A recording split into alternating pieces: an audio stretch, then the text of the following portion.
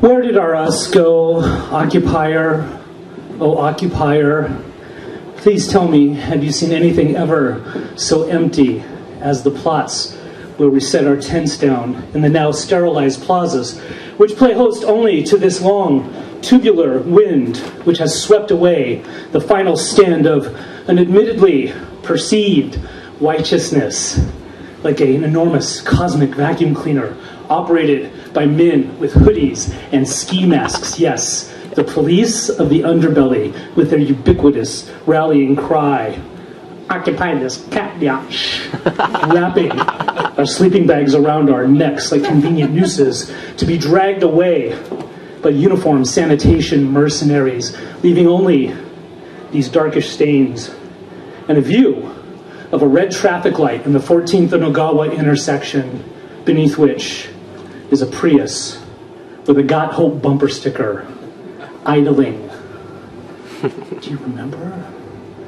Somewhere between Waco 93 and the composting of our grimy walls and floor, these rebels don't give a shit enough to keep clean anymore. Buried in here lie the remains of the sexual revolution within these heaps of rot strewn about the Occupy. There's a forgotten labor movement crumpled at the bottom of a hippie's duffel bag. A civil rights mandate is saturated in pizza grease. The only movement visible now is towards the horrible clarity of sobriety. We have been squatting beneath these barricades, these canvas barricades, for so long now. Long enough for history to grow fuzzy via time exposure. Long enough to think that maybe recess is over, and maybe the bell rang, and maybe we missed it. Do you remember when the enemy's advanced battalions arrived in their matching Circle K polyester? Do you remember when they surrounded us and just camped out, swilling crazy horse malt liquor and processing vast amounts of legalese? And yes, our bastions were shelled by batteries of forms. Our turrets were strafed by business return envelopes. An Impresa armada of B-1 bureaucratic bombers dropped their payloads of competing, deregulated utility bills and eviction notices upon our heads, and we laughed. We pointed in their faces and we called them names, and they in turn rolled out the high-pressure hoses and opened them upon our ranks, dousing and bruising us with millions of gallons of CNN agitprop, and still we laughed and pointed and took our eternal youth for granted. But don't you remember when American Express's Special Assault Forces scaled their way through our computer monitors and found their way into our wallets?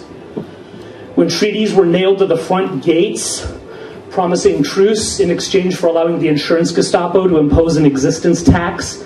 And so many stuck their heads out and said, all we want is for our drugs, sex, and rock and roll to be on sale down at the discount mall. And many others stuck their necks out to protest this was not at all what the rest of us wanted, and their heads were blown off by Wall Street pundits, safely ensconced within their snipers' nests. And after much moaning and mourning and tragedy making over those events, then came the inevitable diplomatic concierge of Hollywood agents, recording industry executives, and Silicon Valley angels waving their mall itineraries and proclaiming, we've consulted with Jesus, and Jesus says 1 out of 3 ain't bad. And many others stuck their necks out to say, we'll take it. And when those few of us who were left stuck our necks out to protest that this was even less than what the rest of us wanted, we were ethnically cleansed from our families, our communities, and our lives by investment speculators wielding invisible profit certainty of mass destruction. I remember looking for a way out for those few of us who were left, and then eventually looking for a way out for only one. I remember seeing daylight through cracks in the wall and clinging to the seduction of offered passage there, only to see that daylight fade behind the mounting paperwork mortars that once seemed so harmless. I remember these things happening again and again, too many times to count. It's just the way things cycle here in the Occupy.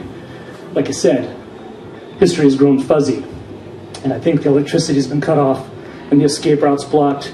And I do believe that urban khaki stormtroopers have gapped the plumbing, and that's okay, because those few of us who were left didn't want to go through a social cleansing anyway. It would have been unsatisfactory knowing what awaits the activist party lizard that manages to survive till the gray dawn light.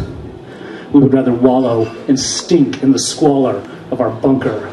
We would rather smile, smile, smile, and wait for that moment when the barricades that we erected and the tents that we set down in the community that we tried to build, when all of that copulates with the special interest market forces, the diplomats, and the insurance Gestapo in a shining moment of clarity when nothing stands between our sheer naked existence and their lust to consume and reprogram us in their image.